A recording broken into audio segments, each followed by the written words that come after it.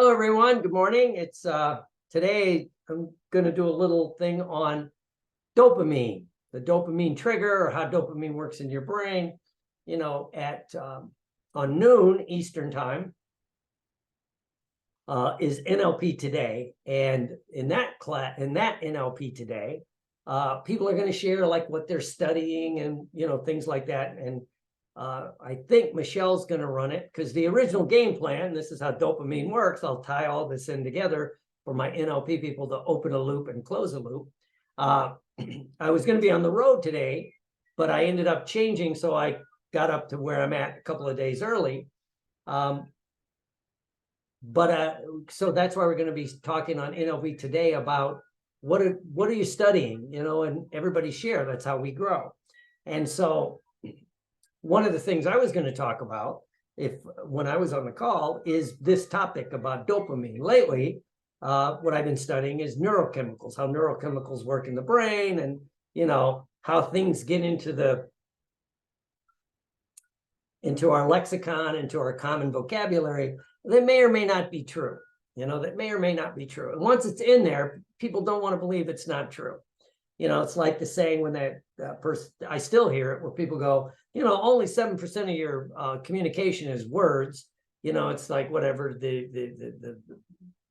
your tone, your tempo, and your body language. Which even the guy that came up with that kind of statement later on said, you guys misunderstood what I was saying, right? Words matter. Words can matter a lot. Words can be everything. Yes, the tone, the tempo. But what if you listen to a motivational kind of someone that can give a great motivational talk? You're not seeing his body language. You're hearing his tone, his tempo, and his words and how he's doing that. Like when you listen to I Have a Dream or Kennedy's speech on going to the moon, all those kind of things, even if you can't see them, so the body language is out. It's just the word. But anyway, that's the kind of thing that gets into our lexicon. And it's the same with dopamine, We're going to talk about dopamine. One of the things that started a few years ago, that dopamine is the pleasure molecule. It is not. When you really begin to study it, when it first got studied, that's one of the things they thought.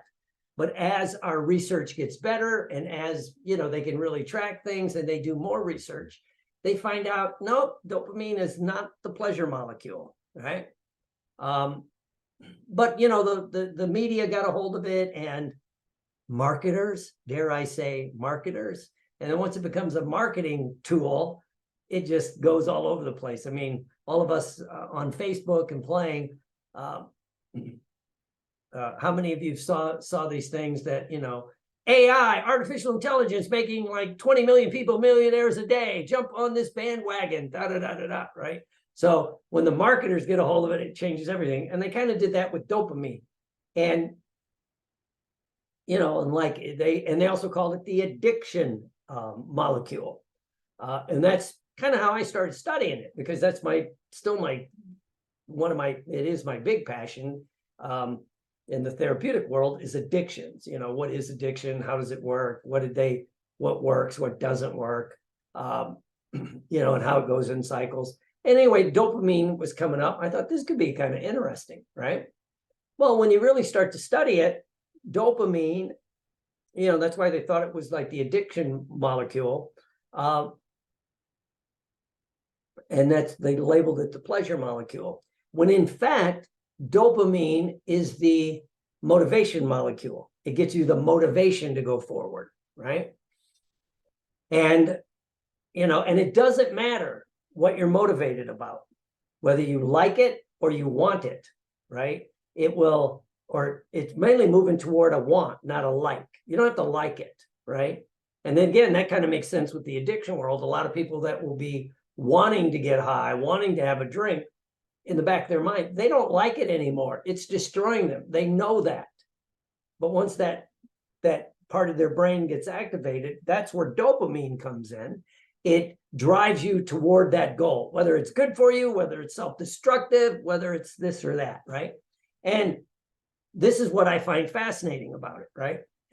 But if it's the motivation molecule, it's also why constantly, when I was running my Suncoast Hypnosis down there when I moved to Florida. I had offices in Fort Myers and Port Charlotte, a little bit in Venice, one in Sarasota for a while. I had the largest hypnosis clinic in Florida, mostly doing weight loss. You know, there's a lot of fat old people. Sorry, politically incorrect. Forgive me, Jesus. And some other things. But, you know, people would come in to go back to the motivation. They'd say, you know, I don't understand it, Doc, or Will, I like exercise. I feel good when I'm done. I just can't get motivated to exercise. And I know it's good for me, that all these things we talk about, but they couldn't motivate themselves to exercise, right? Just because something's good for you and you might even like it, you may not be motivated to go toward it, right? And that's where it's kind of fascinating. And when I started doing the research, reading some of the research stuff, which drives me, you know, Billy loves it. It overwhelms me sometimes. There's so much research, right? But what's interesting is when there seems to be a consensus around it, and you read one of those meta-analysis of some of the research, you know, it begins to make more sense. But a good way to think about it is if you're looking straight ahead right now, wherever you're at, right? And you're looking straight ahead. If you look down, like a little bit like that, you look down, anything within arm's length, right? Or you can lean over and touch, right? Anything within that is what they call the here and now, right? When you look down, that's what we talk about, you know, it does certain things to your brain, you know, it puts you in the that context of auditory digital where you're talking to yourself, you'll look down. It's a feeling state, but anything that you can reach with a lot of without a lot of effort, a lot of people would call it the H and N. It releases the H and N part of your brain, the here and now. Everything is close, right? You don't take motivation. My coffee's right here, right? Can't see it in the screen, but it's right here on the desk beside me. I can pick it up. Doesn't take any motivation to do that. Now, if you do that, so that's your here and now. If you look up and you visualize in your mind or say to yourself, whatever you do, but look up and you think about some goal you'd really like, lose some weight, get six-pack abs, make more money, take a class that you know will help you, you know, like how to create courses. But anyway, so if you look up, right, that's accessing a different part of your brain. And if it's something you really, you want, right, it'll give you the motivation to go do it, right? So the difference is you're constantly flipping between, you know, this part, like when you look up, it's in the horizon, it's out there, it's not in the here and now. Now the difference is, and this is what's fascinating, right? You can only have pleasure in the here and now. You cannot have real pleasure in the future or in the want state, right? So, you know, you could be sitting there, I could be sitting here going, I really like, I don't have a piece of cake, but it's in the kitchen. I'd have to get up, walk down the hall, do I want it enough to go do it, right? But it's also, it begins for those of us that do any kind of therapy, any kind of change work. It's why we've known for years the hypnosis world goes back to Erickson, where he talks about, you know, if you're trying to like change your diet, get the crap out of the house. There's no reason for it to be there. If it's right here, you're going to do it, right? Even if it's in this here and now space, right, which is more like serotonin and different neurochemicals, it will expand out as you get comfortable, like your house, right? Yeah, it's in the refrigerator, but it's not like I got to get out and get in my car and go do it. In fact, there was a guy in the I think the 50s, one of the first guys to do a mass program on stop smoking back when everybody smoked, but people were starting to want to quit to smoke. His only program was you could smoke all you want, but you couldn't have cigarettes in your house or in your car, right? So and back then cigarettes were cheap. So you'd have to get in your car, drive to the gas station, or walk if you were in New York or a big city, walk to the corner bodega and buy a pack of cigarettes, smoke to your heart's content, but then you had to throw them away, right? You couldn't keep them near you. And it seemed to have pretty good efficacy because it's the difference when you're sitting there going, yeah, I really want a cigarette. do I want it enough to get up off my ass, get in the car, go to the corner, or walk down to the corner and buy it, right? So it gives you that space, you know, as Viktor Frankl said, between stimulus and response, there's a space. And in that space is our ability to choose. And how we choose controls our destiny. So if you're sitting there, it's like what we'd say in the 12-step program. You know, if you don't have booze in your house, for my 12-step program, Alcoholics Anonymous, if you don't have alcohol in your house, and you're new in recovery and you really, really want to drink, you'd have to get up and go, you know, get to wherever you could buy it, right? And it changes, and it begins to buy some time in that space in the here and now, right?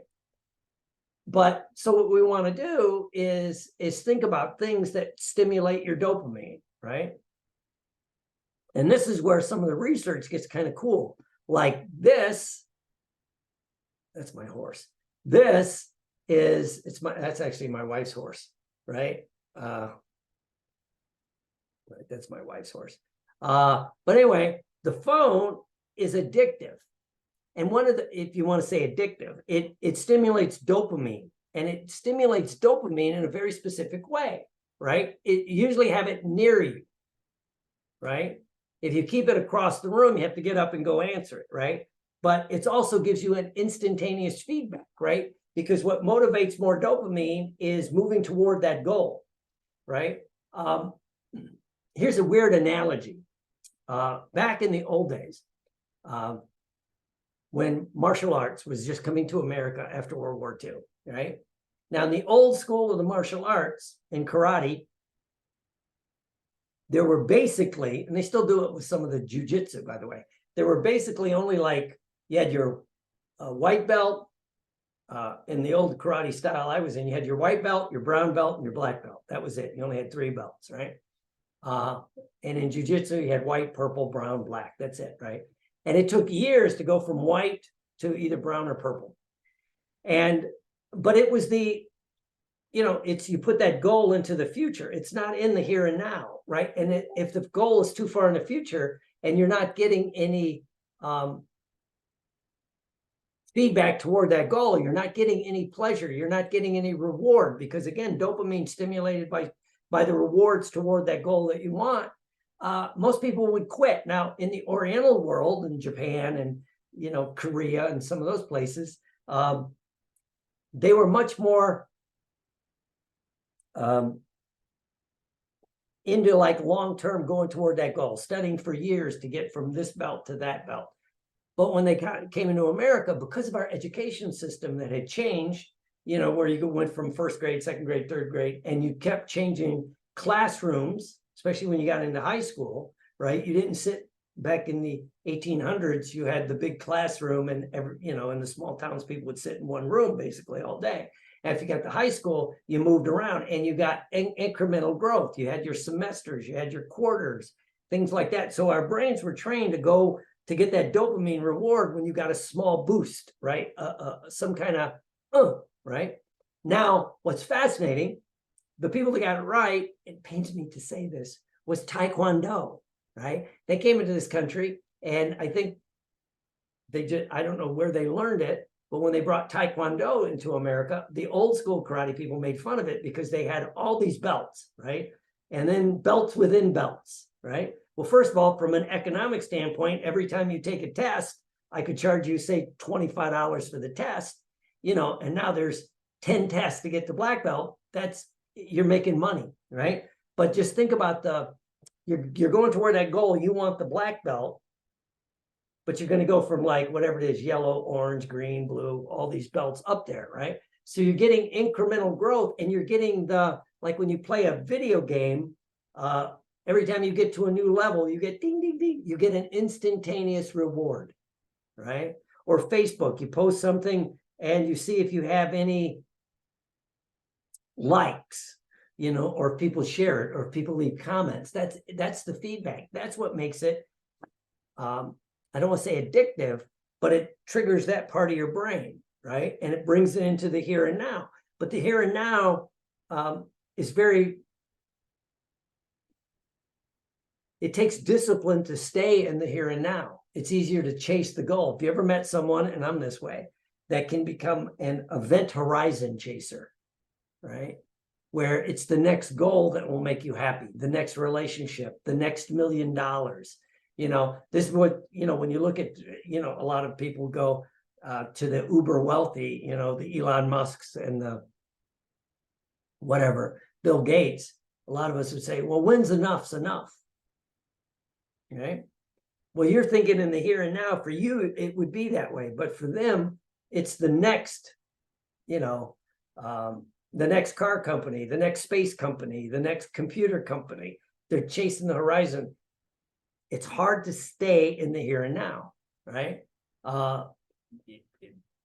People that want, that look for that relationship junkies, right? Because it's the next relationship that'll be happy. Even though you're if you could stay in the here and now, you're pretty happy, right? You talk to people that have been in a relationship and they're pretty happy, and then they screw it up because they start chasing a event horizon, the next relationship. And then once they start changing, they're like, well, I was actually pretty happy back there, but they couldn't stay in the here and now, right? They're constantly going toward the future, right? And sometimes in the here and now, there's some uncomfortable feelings, right? That's what they talk about in the recovery movement. I'll tie it to the recovery movement. The good news when you sober up or get off the drugs is you get your feelings back. The bad news is you get your feelings back, and there's no way to deaden them. You got to work through these feelings, right? And it's uncomfortable. It's easier to start going, no, I'll activate the dopamine circuit and go after the next goal, right? And so this is why it explains a lot of the stuff that we do, right? And, there's a difference between wanting, liking, and then I would add another level. So you have anything within your very easy scope, right? Within arm's length is what they'd say. I'd say it could spread out to if you're at your house, it's not a lot of effort to walk to the kitchen. It's a little bit more than the here and now. If you could kind of take this in increments, this is the close, no effort, maybe tiny bit of effort to get up, walk in, get another cup of coffee, right? Or your office, if you're comfortable in your office, so you have that, right? And then you have the things on the horizon, the things I want, and it's going to take some effort, but I need motivation to get there.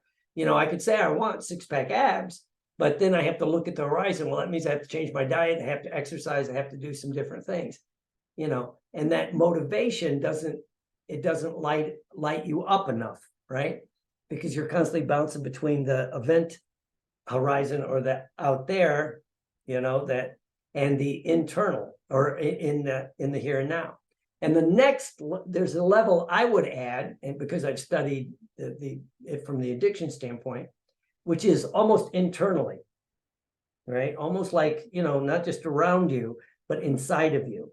The things that you need, right? The things that you need: water, food, connection, somewhat, procreation. These things that they're kind of in your DNA to do this. Now, you can move other things into this internal state. You need this. It's not that you want it. It's not that you even like it. Damn it, you need it. If you've ever worked with an addiction, right? Like alcohol or drugs, you ever worked with an alcohol and drug addict, they will tell you they don't want to drink or get high. They need it. It moves into this, I have to have it in order to live, right? So once it moves in here, then you'll go way out of your way. You'll do crazy shit to get that need fulfilled, right? Destroy relationships, destroy your life because you think you need it, right? Now, but it'll get you to eat. It'll get you to drink water. It'll get you to do these other things, right? So, and this also begins to explain, I'm kind of bouncing around here, but when someone gets into a toxic relationship, right? And they stay there from the outside, you look at it and you say, what the hell is wrong with you? Leave this man or this woman, right? They're beating you, they're abusing you, they're taking your, whatever the toxic manifestation is, right? But if you talk to them, they're they've moved into the area of need, and that I need this person, right? As opposed to I want this person, right?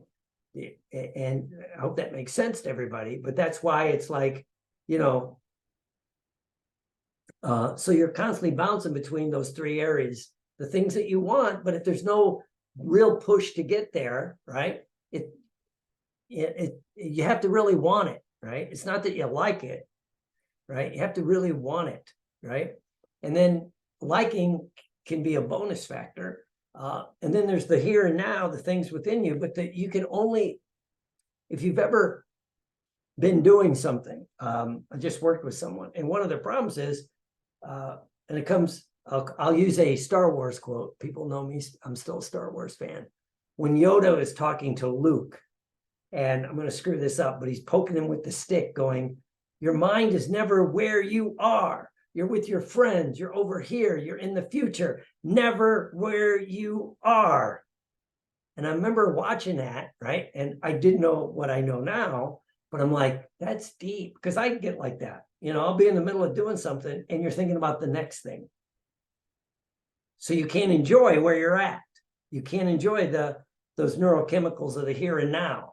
That's where true pleasure is. You enjoy the meal in front of you.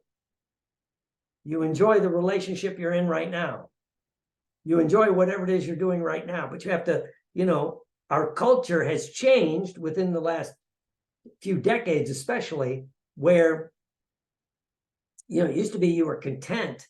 We thought contentment was happiness. You had food in the refrigerator. You were in a good relationship. You had a job that fulfilled your needs and you liked it okay. You were content. That was what we would call happiness. Now, changed in the 20s with the consumerism, where happiness is just out there when you drive the right car, when you have the right, relationship, and when I was talking to a group and we were talking about this, and they didn't believe it was that easy to manipulate a lot of people. And I'm like, well, until the 1930s, there was no such thing as a goddamn engagement ring. That was invented by the jewelry companies and the diamond industry. How can we trick these people into wanting to buy a big diamond, right? So you need to spend a third of your income of a year to show your love.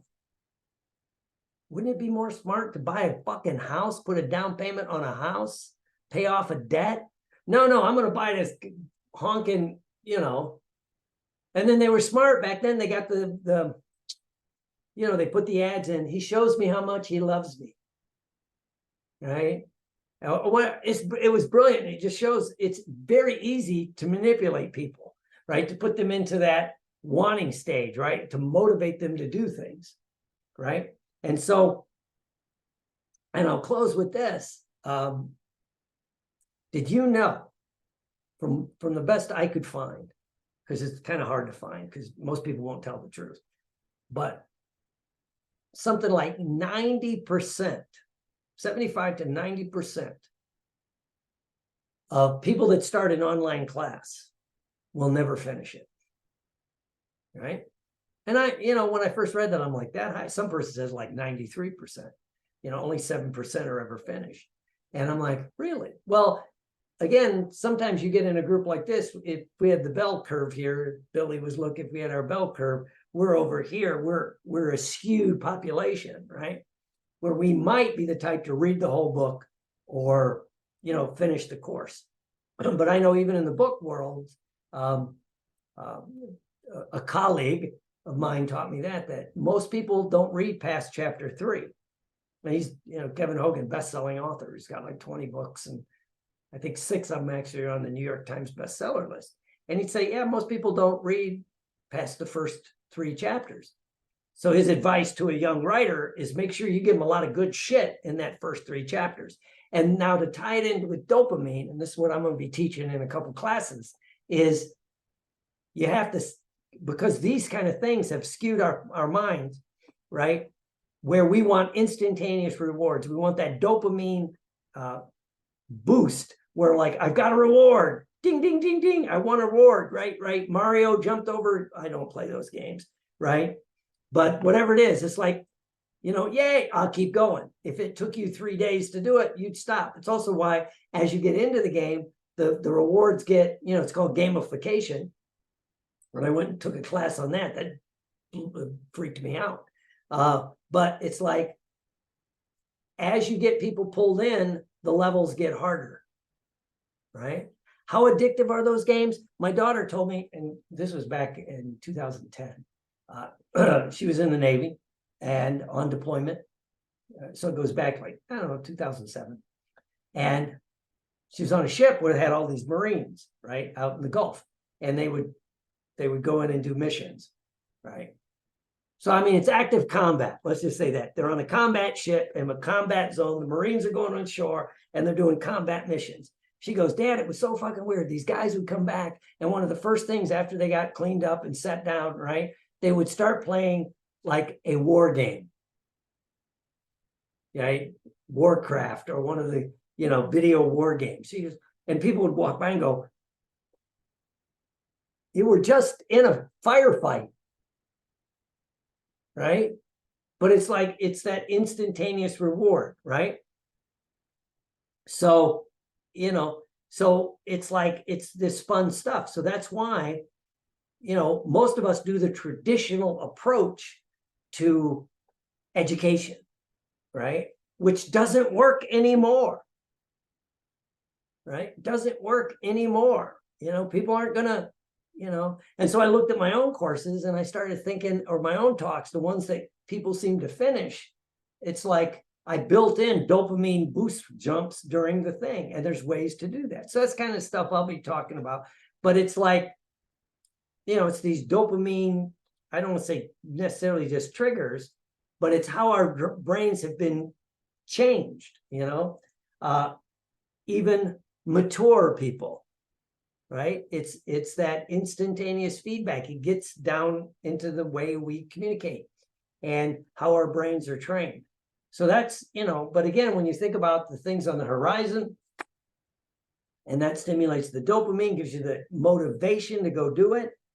And then if you have the correct feedback, then you can enjoy it in the here and now, right? And some things you move into that want stage. It goes into the I need it stage, and again, it could be a lot of things. I use the example of exercise. If you know someone that is, and I'll use the term chronic exerciser, and I don't mean that badly, but someone that will find a way to work out no matter where they're at or what they're doing, right? And they'll tell you it's because they need to do it. It's not that they like it, but they also need it. When you can combine those two things, then you got, a lifetime of change. Like people that, they change their diet, but it doesn't get down to, I need to eat healthy. I need it in my core. Not just, you could want it, but, carrot cake, salad. Right? And if you feel like you need that carrot cake, and again, this is, now you begin to tie in all the other neurochemicals and all the things that happen when the food industry manipulated our food, to give you that dopamine jump start, with the fats, the sugar, the salt. It's like, it's a fascinating study. So that's just a little bit on dopamine. And so, I love teaching this stuff. That's what I've been studying. And, with the dopamine and the here and now chemicals and how this stuff works and how you can stimulate it. And for a couple of people that are interested in this, one of the things they found is people that have better longevity, that have more energy, more focus, more drive as they mature, as they age. It's not... one of the markers is a higher dopamine level, because one of the things that happens as you mature, you lose your motivation, right? Especially if you get comfortable, right? I see it in Florida all the time. People move to Florida, especially if they're set comfortably, they don't have to work anymore, and they'll say that, and then I literally watch them wither up and die, right? Because they got no drive, no motivation. There's like, and there's no need. I don't need to go to work. I don't, it's like when I ran into that guy that at Walmart who was back in the day when I first moved to Florida, and I was seeing this phenomenon, and I'm like, damn, I don't want to become like this. And at the time, I was pretty comfortable. And there's this greeter there at Walmart, a mature gentleman. I don't know, I'm not good with age, probably early 70s. But when you walk into Walmart, he and he'd say, you know, welcome to Walmart, back when they had those, right? But he would say, what are you looking for? If you ask him, like, I need this, he'd say, oh, it's over there. Or he knew where everything was in the store. And it's kind of interesting, right?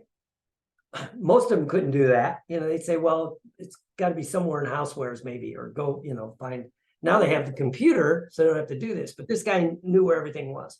So one day, you know, I'm walking in and I asked him a question. He told me where it was. I was walking out after I paid. I stopped and said, sir, you know, that's kind of fascinating. You know, what makes you want to do this? You know, I mean, how are you doing it? Anyway, I talked to him for a little while, found out he was a retired admiral from the Navy. And he goes, he didn't understand when someone would take a job, and this is about motivation, dopamine. He goes, it's my mission when I first get there. I need to find out what they changed in the store. Same way when I was coming up through the ranks of the Navy, you know, whatever my duty was, especially when I was the captain or the XO on a ship, I'd always do a tour of the whole he didn't say that. He'd do a tour of the ship, right? So it moved into this, right? And I said, but, you know, as a retired Navy admiral, I'm pretty, and then he worked for some kind of defense contractor for a couple of years. So he was pretty comfortable. He goes, yeah, but after I moved down here, and he lived on a place called Boca Grande, he goes, I'd lost all desire to do anything. I had no motivation. I was comfortably set for life, you know, healthcare, all the good stuff, you know, money in the bank. He goes, I was just bored to tears. And so he goes, he wanted a job to give him something to do, and it gave him that drive. And he said, you know, I'm only going to be here another couple of weeks. He went to do something else. But it's like that motivation, and it's like, you know, it's that dopamine, and it's how we stay motivated. But for what we do, if you're, you know, it's why also, how do you get people to stay in your therapy sessions long term, right? You know, and a lot of, you know, and again, hypnosis is usually known for the quick fix, but what if you need to do some follow-ups? Can you, you know, and again, it's how you're not messing, but, you know, you have to just understand what's going on in people's brains. So to have some fun with that, right? And that's what I'm starting to teach in some of my courses. The next course is how to turbocharge your coaching business with profitable online classes. And I'm going to start introducing this concept, you know, and a couple other things. Then I'm going to teach an accelerated course creating course, creating course.